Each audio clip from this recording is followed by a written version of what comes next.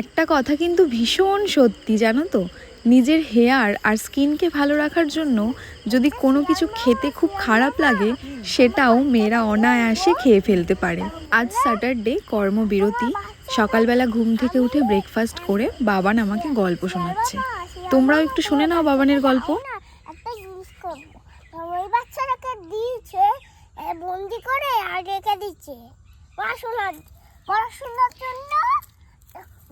আমি শিয়াল মামার বাচ্চাকে বন্দি করে রেখে দিয়েছে পড়াশোনার জন্য। আচ্ছা, তারপর কি হলো? চলো আমরা শুনে নিই তারপর কি হলো। আবার বলো। শিক্ষা দিচ্ছে। আচ্ছা, উচিত শিক্ষা। তারপরে ওই বড় শিয়ালটা ঠিক হয়ে গেছে, মাথা খারাপ। আমার গল্প শেষ।